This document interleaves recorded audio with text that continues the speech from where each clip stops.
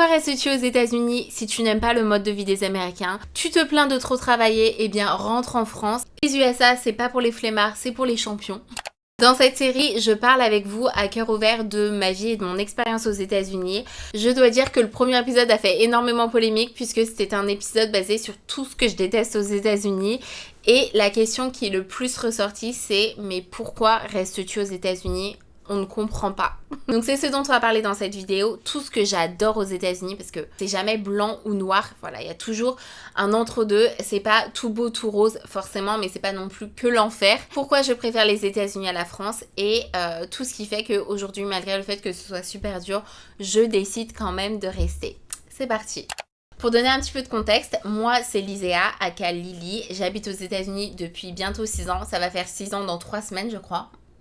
Donc voilà, bientôt 6 ans aux États-Unis. Je le dis toujours, en fonction de votre situation dans un pays, votre expérience peut être complètement différente. Et quand je fais des vidéos sur l'expatriation, souvent, je vois bien dans les commentaires qu'il y a deux teams. Il y a la team en mode moi j'ai une expérience complètement différente et il y a la team j'ai une expérience qui est assez similaire. Donc voilà, c'est quand même à garder en tête parce qu'en fonction de plein de choses en fait, de la ville, de votre situation financière, votre situation professionnelle, votre situation familiale, ça fait que vous allez avoir des expériences qui sont plus ou moins différentes. C'est vraiment à garder en tête parce que c'est ma chaîne YouTube et forcément c'est basé sur mon expérience à moi, mais ça veut pas dire que c'est l'expérience de tous les expatriés aux États-Unis. Je tiens quand même à le dire. Donc moi, je suis passée par pas mal de visas différents, j'ai vécu dans des familles américaines, travaillé pour des Américains, donc genre vraiment vivre et travailler chez l'habitant.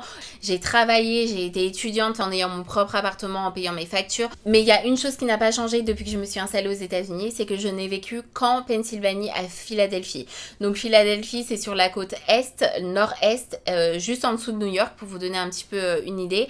Parce que encore une fois, la vie est complètement différente à Philadelphie qu'elle l'est sur la côte ouest ou au milieu des États-Unis. Voilà, c'est quand même différent.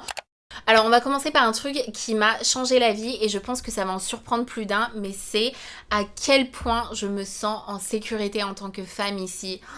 Mais je vous jure, je peux marcher le soir, je peux marcher toute seule sans me sentir regardée, sans me faire siffler, catcall ou aborder de manière irrespectueuse. Je suis rentrée en France pour la première fois en 5 ans et ça m'a refait un reverse, un choc culturel inversé en mode mais moi j'habitais à Nantes pour un petit peu de contexte. Je marchais beaucoup toute seule le soir, je prenais les transports en commun et j'étais sur le qui-vive H24 en fait.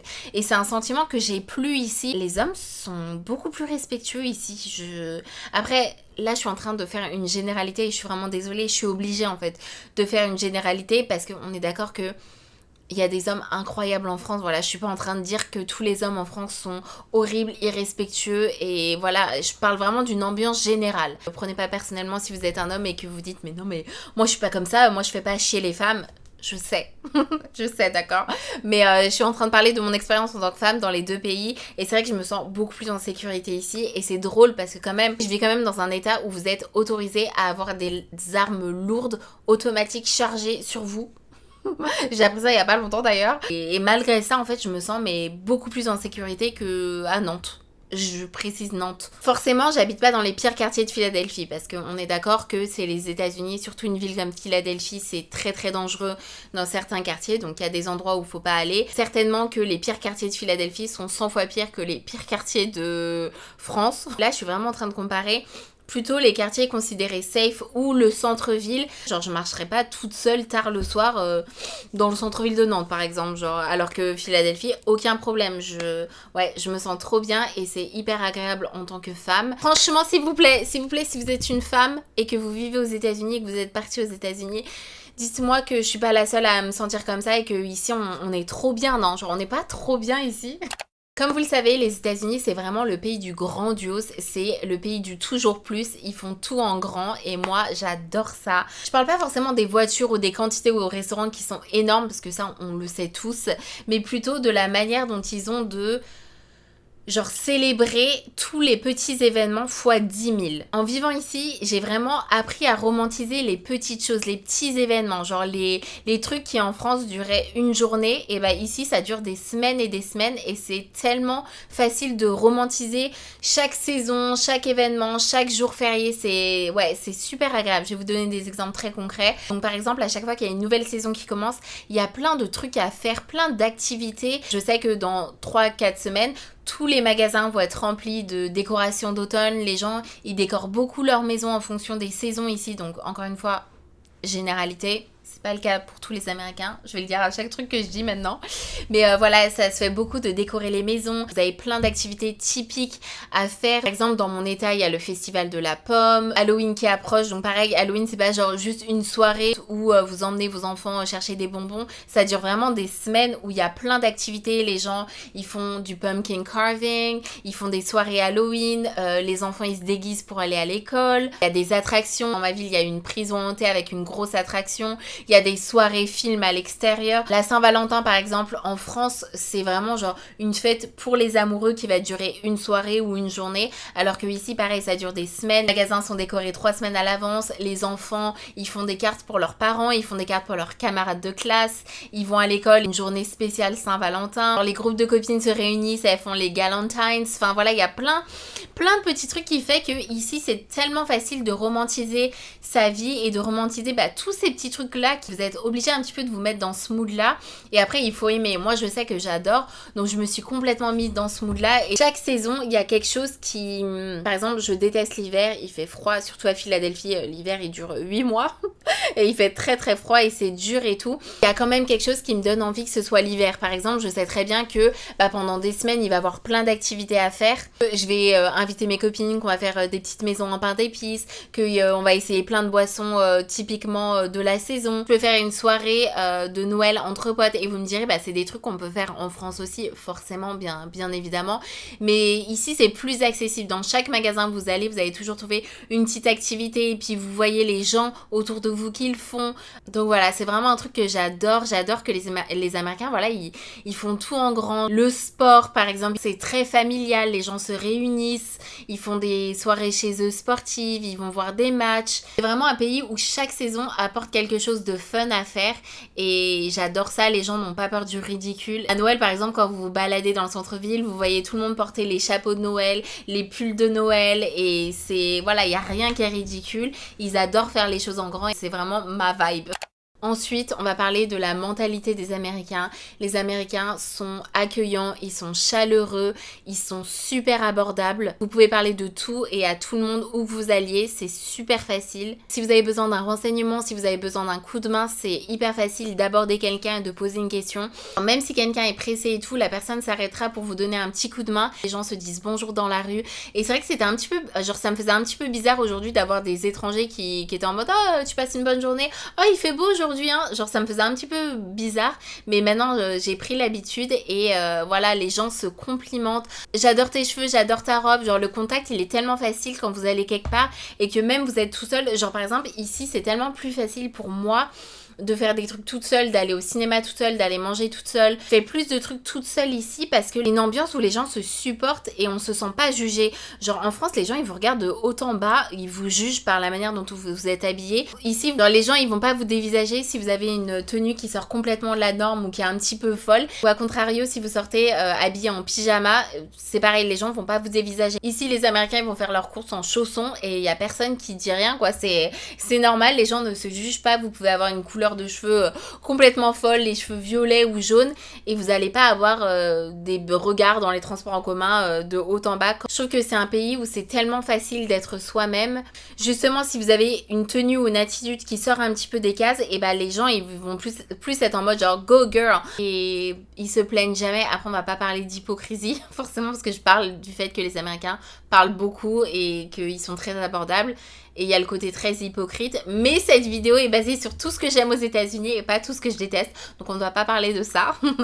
On l'aura bien compris que les Américains, ils ont pas le time, d'accord. C'est vrai qu'au vu de leur mode de vie qui est de travailler, travailler, travailler, ils ont été obligés de rendre tout plus facile, tout plus accessible. Tout est ouvert tout le temps. Donc encore une fois, on ne parle pas du côté négatif qui est que bah du coup les gens ils travaillent tout le temps, qu'il n'y a pas de vrais jours de congé comme en France par exemple. Le dimanche, c'est vraiment genre la plupart des magasins, des business et tout, c'est quand même fermé. C'est quand même un jour qui est toujours un peu sacré, même si on commence à s'américaniser. Ça se dit ça, s'américaniser?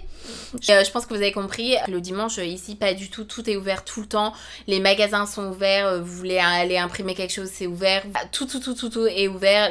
Il y a des pharmacies qui sont ouvertes la nuit. Je me souviens quand je faisais mes road trips sur la côte ouest, on pouvait aller manger des pancakes à 2h du matin parce que c'était ouvert la nuit. Enfin voilà, c'est une ambiance où tout est ouvert tout le temps. Et ces dernières années, j'avais quand même des très longues journées, je passais beaucoup de temps au travail et que c'est hyper agréable que tout soit ouvert très tard. Genre, je peux aller faire mes courses à 21h30 parce que je sais que le magasin, il est quand même ouvert. Il y a plein de petits trucs comme ça qui m'ont surpris quand je me suis installée. Par exemple, quand je me suis installée, mon premier visa, c'était un visa au pair. Donc, je m'occupais d'enfants dans une famille américaine. Leur école, par exemple, ils avaient un drive-thru.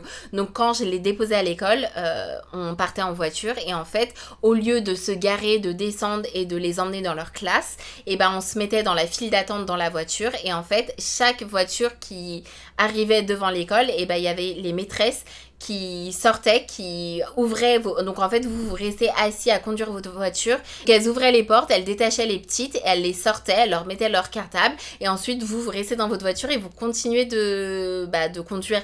Donc ça se fait pas trop en centre-ville, mais pour tout ce qui est banlieue et tout, il y a beaucoup d'écoles qui sont comme ça et je me souviens ça me faisait trop bizarre au début d'avoir ce drive-thru et d'avoir on dit drive-thru en français, en français ça me faisait trop bizarre au début, mais d'un côté je trouve ça super smart. Et c'est pareil quand vous allez chercher vos enfants à l'école, c'est le même principe. Vous vous mettez dans la file d'attente et en fait quand votre voiture arrive devant l'école, vous dites quel enfant vous récupérez. Bon bien sûr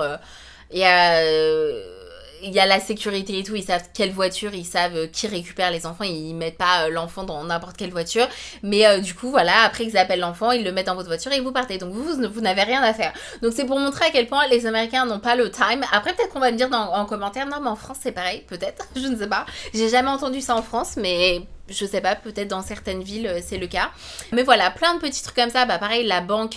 Mais la banque, est-ce que c'est pareil en France? Vous voyez, genre je suis partie il y a tellement longtemps que des fois mon cerveau il est complètement brouillon. Genre je sais même plus ce qui se fait, ce qui ne se fait pas. À la banque, si vous voulez aller déposer de l'argent ou retirer de l'argent, c'est pareil, il y a un drive-thru. Donc vous vous mettez dans votre voiture et vous avez des machines.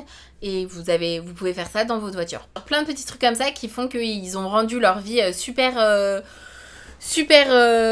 facile entre guillemets et accessible. Aussi les États-Unis c'est un pays qui est rempli d'opportunités et je pense que ça c'est ce qui revient le plus. C'est un pays où on n'est pas mis dans des cases, je l'ai déjà précisé, mais c'est un pays où on peut avoir des projets qui sortent un petit peu de l'ordinaire, où les gens n'essayent pas de vous mettre dans des cases. On peut commencer dans une entreprise et gravir les échelons au fur et à mesure. Moi, j'ai des potes qui ont commencé dans des boîtes en faisant un truc particulier. Et maintenant, ils sont 3 niveaux au-dessus dans un domaine complètement différent. Ou alors, ils ont des études dans un domaine particulier, ils travaillent dans autre chose. Enfin, c'est ok d'avoir des projets un petit peu audacieux. Les gens vont vous pousser vers le haut. C'est pas tabou de parler d'argent, de dire qu'on veut faire de l'argent. C'est vraiment un pays qui est fait pour les entrepreneurs, je pense. Après, ça, c'est mon avis personnel.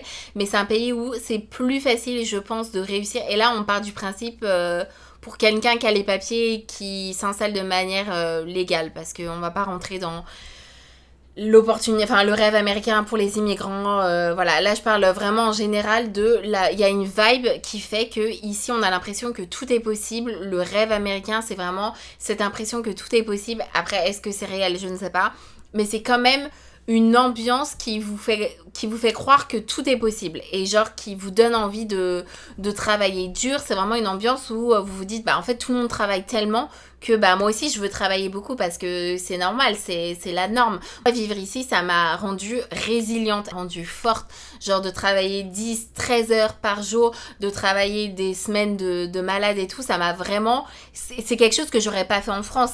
J'aurais eu le choix de faire autrement et j'aurais pu me permettre de travailler moins et du coup j'aurais pas travaillé autant, mais je suis contente d'avoir eu cette expérience ici, d'avoir travaillé autant et d'avoir travaillé très dur sans avoir beaucoup le temps de me reposer parce que ça m'a appris que en fait je peux le faire et que maintenant quoi qu'il se passe par la suite et j'ai une nouvelle perspective et j'ai une nouvelle perspective sur la vie. Ça m'a donné vraiment vivre ici aux États-Unis et de voir tous ces gens qui travaillent beaucoup, qui se plaignent jamais, qui ont 3-4 boulots juste pour payer leurs factures et tout. Et ça m'a rendu compte que déjà on a beaucoup de chance en France. Mais encore une fois là je suis en train de revenir sur la vidéo où je parle des trucs qui sont pas bien aux États-Unis. Mais le côté positif de cette vie ici, c'est que ça m'a vraiment rendue forte. Bon, forcément, j'adore ce pays parce que j'y suis depuis 6 ans, donc je pourrais parler de ce que j'aime aux États-Unis pendant des heures, mais cette vidéo serait beaucoup trop longue et puis j'ai vraiment envie de pousser ces conversations un peu plus personnelles parce que là, encore une fois, je survole un petit peu, mais j'ai envie que ça devienne un peu plus personnel où vraiment je partage avec vous ici ce que je vis au travail, ce que je vis avec mes amis, mes potes américains, les relations ici. J'ai vraiment envie que ça devienne plus personnel et je suis en train de travailler là-dessus. Si vous habitez aux États-Unis, n'hésitez pas à commenter ce que vous adorez ici. Voilà, cette vidéo c'est vraiment pour partager le positif parce que j'ai fait beaucoup de vidéos où je partage avec vous ce que je déteste. D'ailleurs je vous mettrai le premier épisode juste là. Il y a eu plein de retours d'expérience. Personnellement j'adore lire des retours d'expérience, j'adore lire des expériences qui sont différentes des miennes. Je n'ai aucun problème avec ça, donc n'hésitez pas à me partager en commentaire comment vous vous sentez en tant que femme dans ce pays, qu'est-ce que vous pensez de la vibe ici, qu'est-ce que vous pensez du rêve américain, qu'est-ce que vous pensez du fait que tout soit ouvert tout le temps. Voilà, n'hésitez pas à partager ce que vous adorez dans ce pays. On se retrouve la semaine prochaine pour un nouvel épisode sur ma vie aux États-Unis.